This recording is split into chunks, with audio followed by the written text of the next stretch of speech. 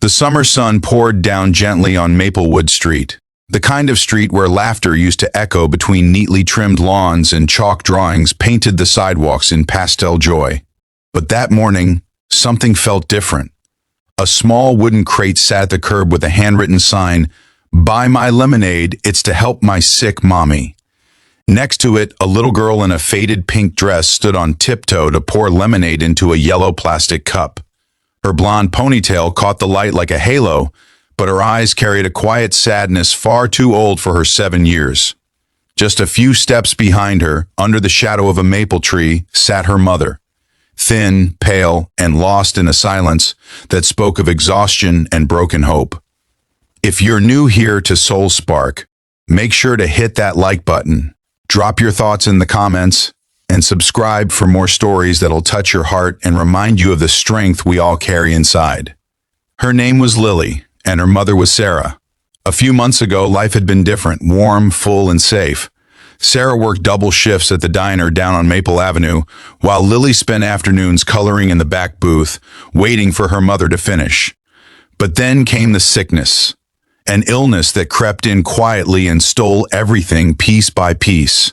The hospital bills piled higher than Sarah's spirit could bear, and the diner job slipped away when she became too weak to stand through her shifts.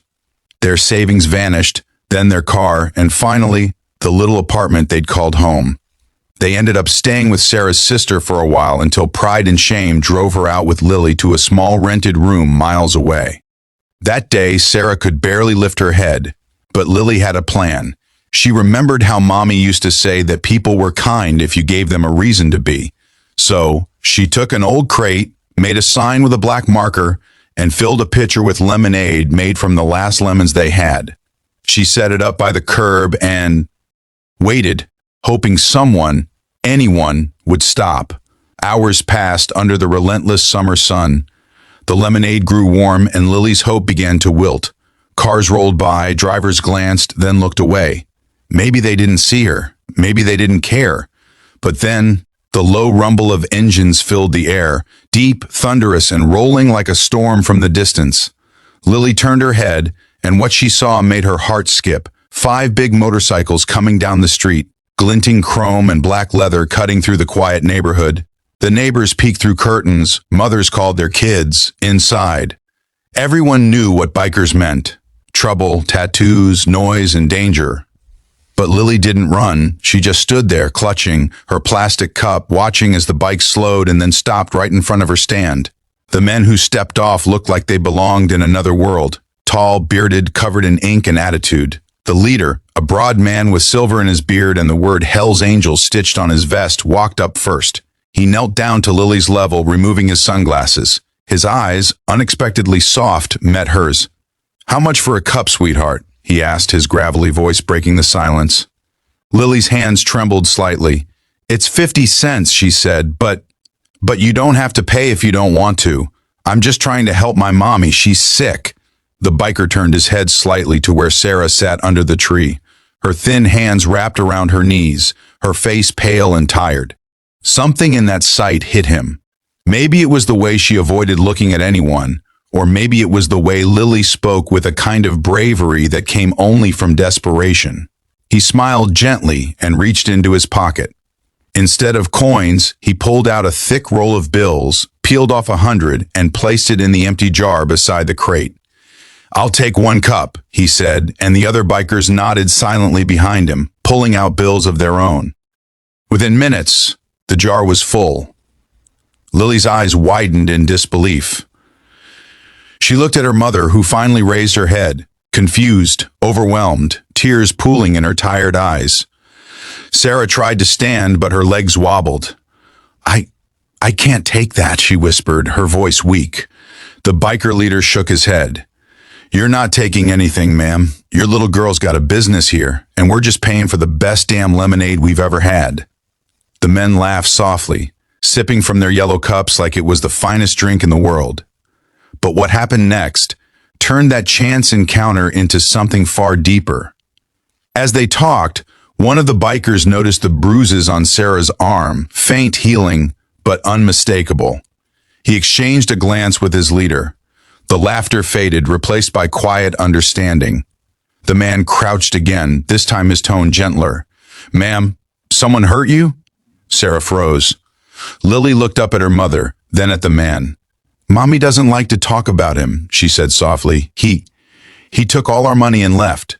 Mommy said we'll be okay, but..."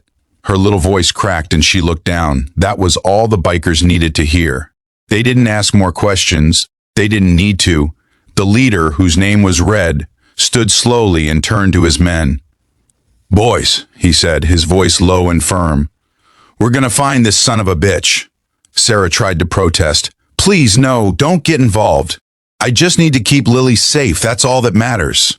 Red nodded, his expression softening again. "And you will.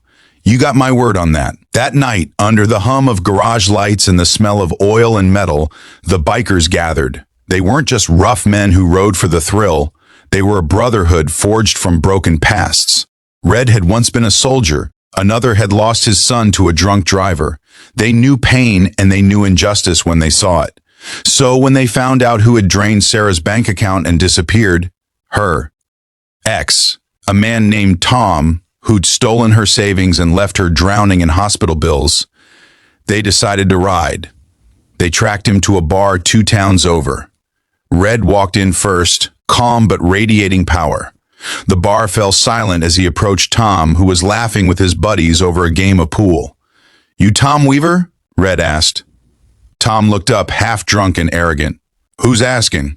Red didn't answer with words. He just laid a photograph on the table, a picture of Lily at her lemonade stand, smiling bravely. "You took everything from her. That little girl's selling lemonade to pay for her mother's medicine. You feel like a man now?" Tom's laughter died. The room went cold.